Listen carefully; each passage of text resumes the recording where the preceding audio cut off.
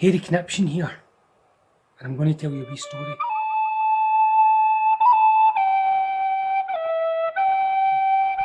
About something that happened when I was about 7. Now that's a lot of years ago. That's a lot of years ago. I don't want to tell you how long. Anyway, it was in just normal sort of council house, as you would imagine any working class family would live in. There was sisters and hustle and bustle, just the usual sort of bedlam. Anyway, I'll get to the gist of the story. What happened was one night I was getting up, and it was late. It was maybe about 3 in the morning to go to the loo, as you do. And on the way there was a guy coming up the stairs with a brown jacket, young guy, and he just sort of gave a nod, and I went into the toilet, and he was still there on the top landing when I came out. He went in and I went out.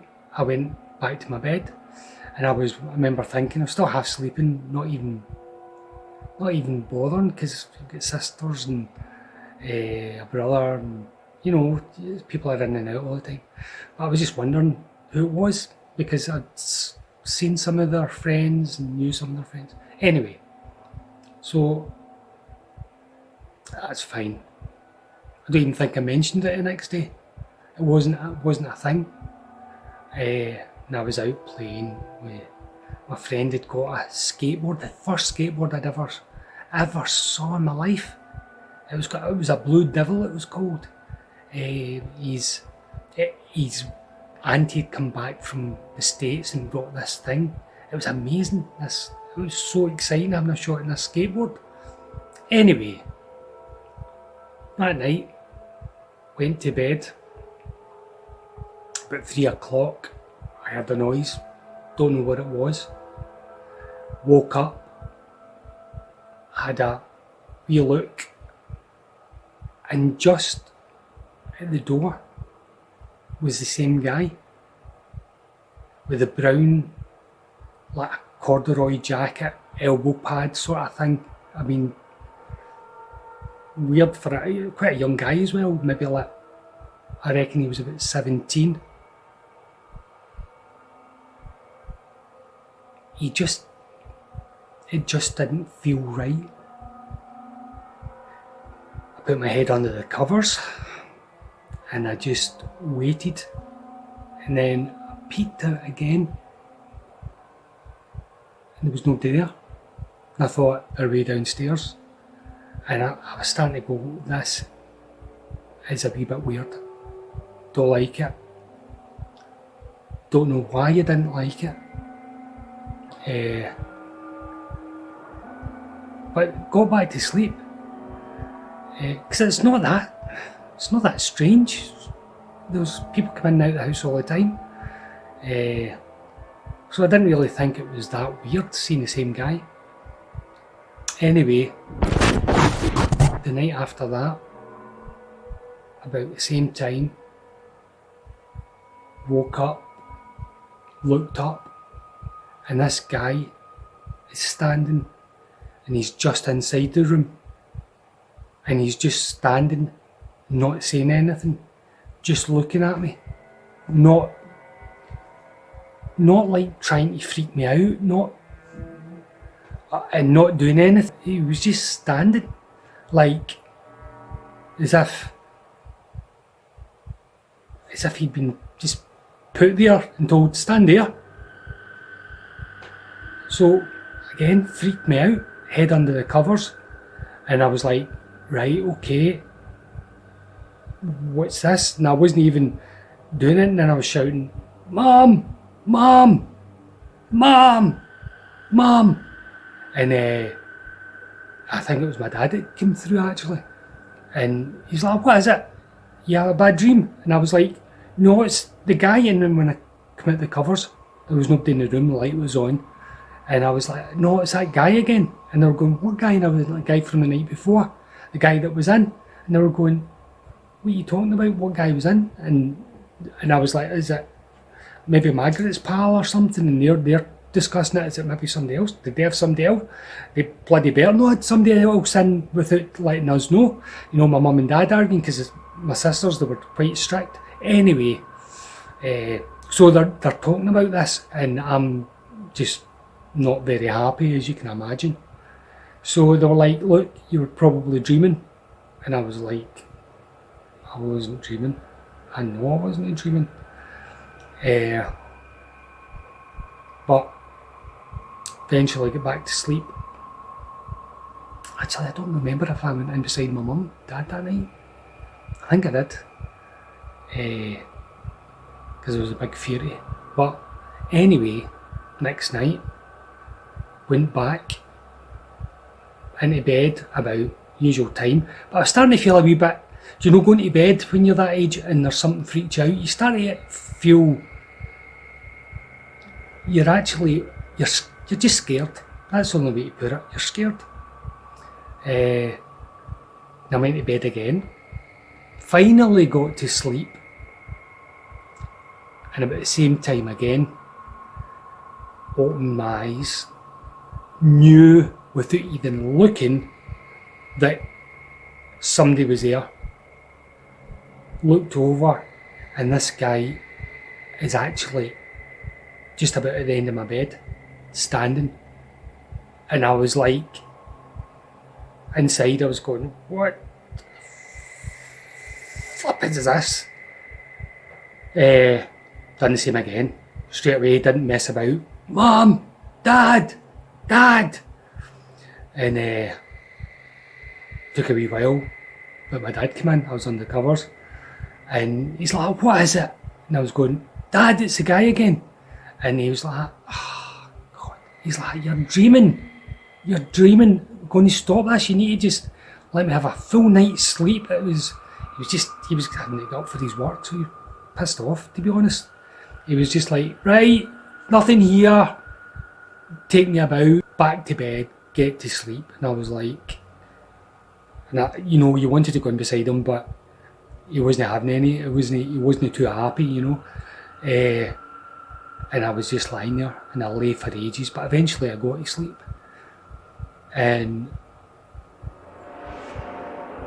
I spoke to my mum about it the next day, and I was going, "This is really scaring me." And my mum was going, "There's nothing to be scared of." And I'm going, "I think it's a ghost."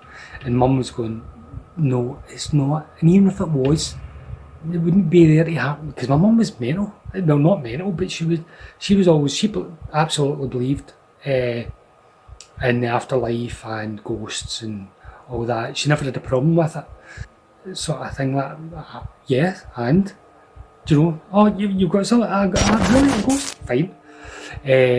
And she was just like, well, talk to them. Just ask them. They're not going to hurt you or harm you if they're dead. And that itself, that line, they're not going to harm you if they're dead, does not make you feel better when you're 7 or 8. That does not cut any, it doesn't make you feel one iota better. Anyway, that night, went to bed. The same time again. Not a noise. It wasn't like banging or noises or anything. It was just a feeling. You know how people say temperature and things like that? It was as if the hairs in the back of your neck stood up. That's the only way to describe it. And I was lying there under the covers, and again, I knew he would be there. I didn't even want to peek out. I just stayed under for ages. And then I thought, I've stayed under long enough. For some reason, stayed under long enough, he'll not be there now. And I just peeked out, and he was sitting on the end of the bed. Never felt him, didn't feel the bed move, and he's sitting on the end of the bed.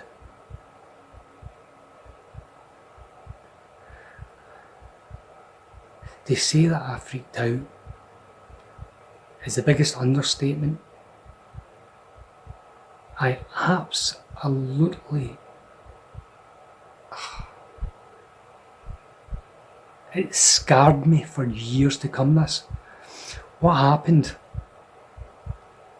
Again, I freaked and I was absolutely hysterical by this point, crying, snots, tears, and my dad's in and he's going, bloody, you need to do something with that boy, he's bloody, something wrong with him.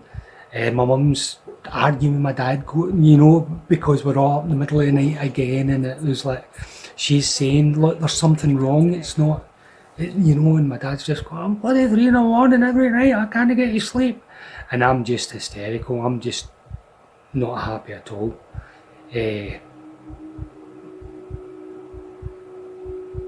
Couldn't understand it, didn't know what it was about, why. And then my mum, typical Catholic, went to get a priest, to talk to a priest about it. The priest didn't talk to me, but my mum was speaking to the priest and all that.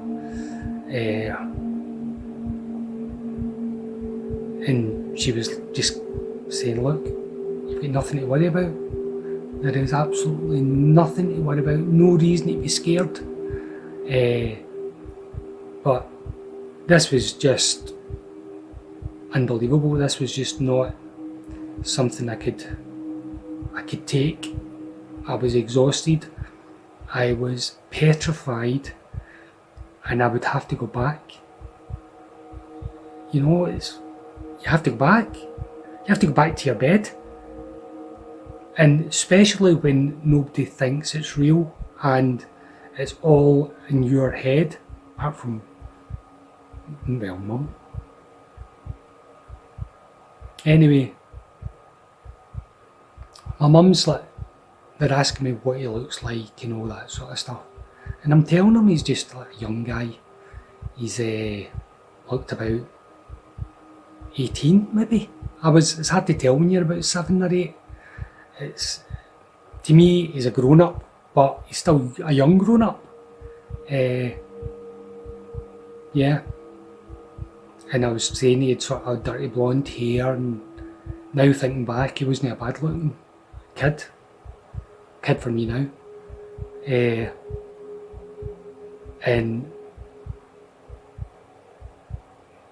my mum was like looking through pictures, and she was like, here, look at these pictures, this is your cousins and all that. And looked through, and he was there. He was one of my cousins. And I was like, that's him. Why, what's he doing? Why is he over? He was over he was Australian, or they were Australian, they'd immigrated years ago. And I was thinking, why is he over? And my mum was like, I'll phone your Auntie Margaret and have a wee blether and ask her if he's over, maybe he's, Anyway, so she'd phoned during the day, and seemingly he'd went missing. Right? And they didn't know where he was. They thought he was away to one of the, because they were quite rural, they were from a sort of village, not a village, but they're from the outback, and they thought he'd sort of headed into, I don't know if it was Melbourne or some big place. But anyway, he hadn't showed, no word of him. That night again, woke up and he's right beside me, right up the bed. And I'm looking, and he's just staring at me. He's looking right at me. And he just had this, he just looked so sad. Not scary, just so sad. So it turns out that he'd been crashed his car, his first car, and he was in a ditch for 4 or 5 days or 6 days before they found him over in Australia. I don't know why he appeared to me, his young cousin. No idea. Don't know what that was about. And that it still scared me. For years and years, it freaked me out. Anyway, poor lad. Thanks for listening. Good night, everyone. Sweet dreams. Hairy Conniption checking out.